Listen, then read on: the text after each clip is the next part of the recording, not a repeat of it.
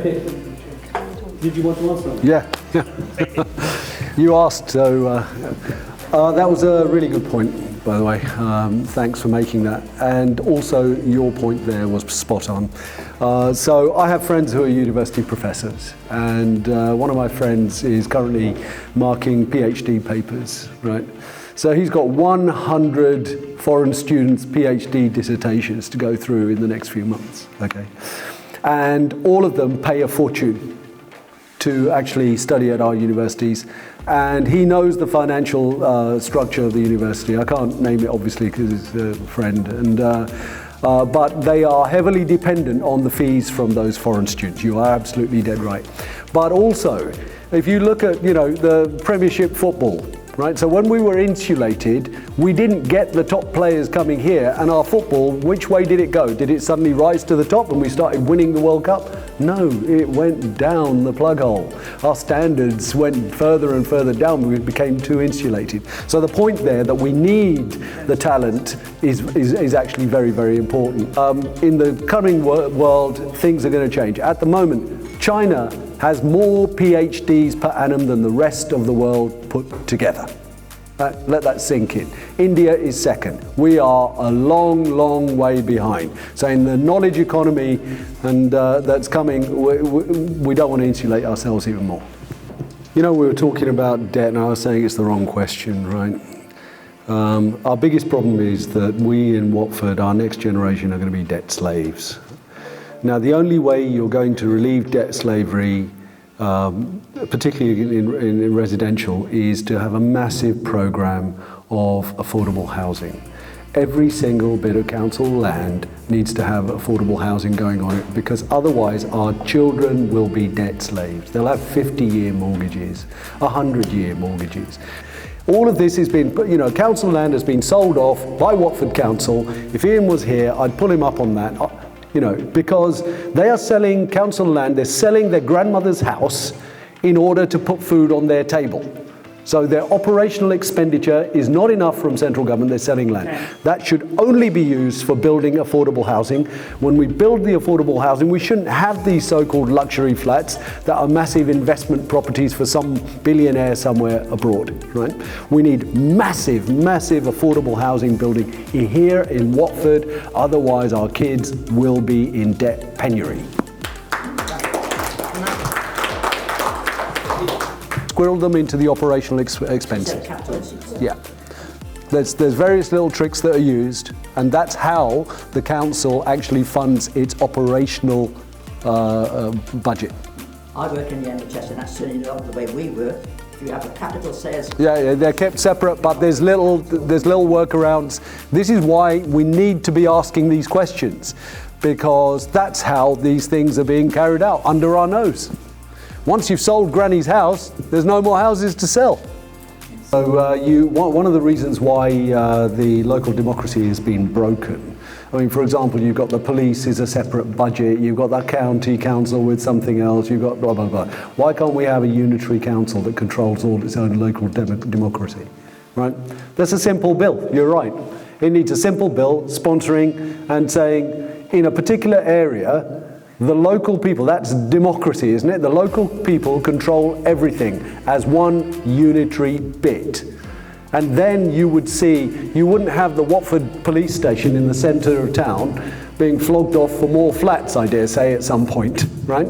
Instead, you would put loads of affordable homes there, right in the middle of town, right? Our MPs are facilitating genocide. That tells you the moral base.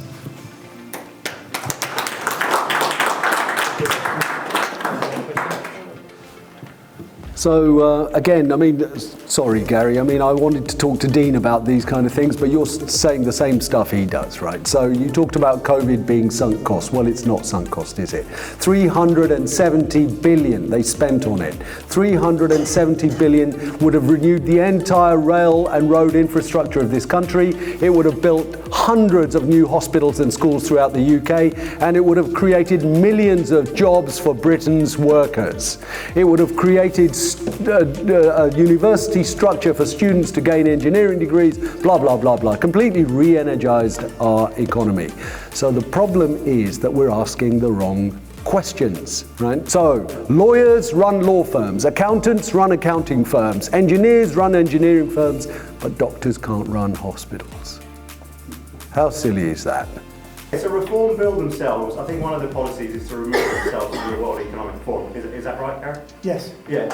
All the policies, hold on. All the policies you've talked about are massive globalist policies. Assisted suicide, privatisation of healthcare, all these sorts of things are massive globalist policies.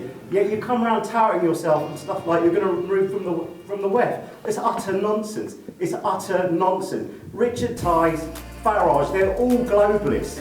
They're all globalists. It's a complete con. You're there to just con the middle class people, and Tommy Robinson's there to con, I guess, the less middle class people.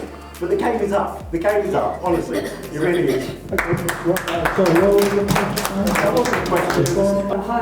How will you address the incredible shortage of dentists in the UK and how the area of healthcare is slowly being privatised? Many dentists are already gone private, which forces people to pay thousands they don't have. It feels like we're following the USA, making the rich poorer, rich richer and the poor poorer.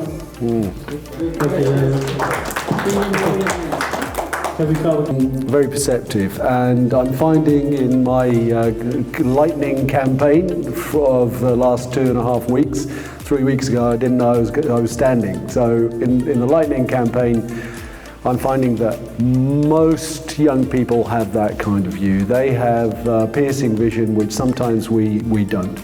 The only way forward is to have a fully nationalised health service. The numbers I gave you before, remember them. 29.4 billion when it was fully nationalised, 190 billion with all this privatisation. Look, first of all, thank you all for attending. Again, wonderful sort of weather outside and you've bothered to come in here. One of the things that we need to understand is that any vote for Labour or Tory is a wasted vote because they all stand for exactly the same thing, right? So Labour started student debt, Tories continued it and made it worse. You look at privatisation of the NHS, the Tories started it, Labour made it worse. You look at housing privatisation, Labour started it, Tories made it worse. PFI, Labour started it, privatisation of the NHS, Tories made it worse. So you've got there is no essential difference. That is a wasted vote. We have a saying in Watford, which I'm sure some of you will identify with. You can change the colour of lipstick on a pig, but it's still a pig. You can put red lipstick on it, blue lipstick on it, orange lipstick on it, it's still a pig. If you want change, it is obvious there are fundamental structural problems. We need to renationalise all of the structural natural monopolies. Otherwise, price gouging means we will be always crippled. We need to address the acute housing problem for our children. They are debt slaves. We need to have affordable housing here. We need to improve the infrastructure of this country. £1 spent on infrastructure equals £5 in economic growth. This is economics 101. And instead we get this quantitative easing, complete BS made up by Gordon Brown on the fly, where he spent 895 billion of our money. So when Gary talks about, these are wishful thinking, what they're trying to do is tramline us. It's called framing the debate. And framing the debate means that you are stuck on a spit, roasting over a fire, and somebody politely comes up to you and says, would you like me to turn the fire up or down? And you're thinking, oh, should I have it up or should I? You don't want to be in the fire. You don't want to be in the fire. Framing the debate. So when he talks about all these technicalities, and to give him credit, Gary didn't go on about it like Labour and the Tories quite as much, but their policies are exactly the same. It's lipstick on a pig. I've looked at the reform stuff. It's all lipstick on a pig. If you want genuine change, first of all, we have to believe that we can change it, and I think a vote for the Workers' Party is the first step along that path.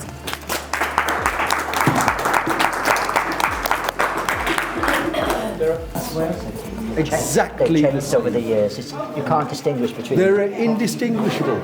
If you look at who started the privatisation of the NHS, it was Labour. Tony Blair. Yeah, PFI, PPI, and all this sort of rubbish. David Miliband. Yeah? They started it, the Tories accelerated it. You look at student fees, who started it? Labour. Tories accelerated it. You look at the privatisation of the utilities, Tories started it, Labour accelerated it. Don't talk about we don't need two mayors or we just rubbish. You're right. I agree to you about the grandparents. I mean, I'm a grandparent now. Yeah, no, so am I hardly use my heating because, you can't pay the bills. You can't pay the bill. They were disabled people in wheelchairs had to switch their heating off. And these people, they took the decision to sanction our energy supplies. And I can tell you, they did the impact analyses. We have good civil servants with the kind of skills. I employed people with those skills. We have good civil servants with those kind of skills. They knew what would happen. How are you going to attract? Because you're mainly going to attract Labour voters. Let's face it. You're not going to get Tory voters. Oh, well, we'll get the Tory voters who are the working class Tory voters. Are there such things as working class Tory voters? Back in the old days, working class was somebody in blue overalls, right? But now, who's a worker? If you're a doctor, you're a worker. You can't afford. I mean, my kids are doctors, right? If you're a lawyer, you're a worker. If you're an accountant, you're a worker. If you're a teacher, you're a worker. It's no longer a person in blue overalls. We're all in the same I get boat. the political spectrums, the social, Totally economic, changed. political. It's all changed. It's all Do you think changed. you can attract Tory voters? Yeah, I think we are. We didn't, the sheer standard of these MPs, they're just bland and rubbish. They talk trivia. And people say, oh, come on, Khalid, you've done all right. Look at you. You shouldn't be doing that. You should be voting for those. I bet you have friends like... And I said, look, okay, you might think you're okay. You've got this huge package. What are your kids going to do? What are your kids going to do? Moral imperative. And I think in our society we've lost that because we need a moral imperative. Otherwise, what guides you? You can have everything you want, but then if your neighbours are starving and, what enjoyment can you get? Do you think... You cut taxes on an ordinary salary of somebody on a 30k salary, you're getting 50 quid a week. But you've just put up utility bills by £300 a month. Direct and indirect. Right? You've just put up their mortgage or housing rent by £1,000 a month. And you've given them a 50 quid tax. As soon as people see that lie, that blatant lie, that cheating, and they know it, they game it. Yeah. I can tell you they game it. We did it. They need to see that, don't they? Right?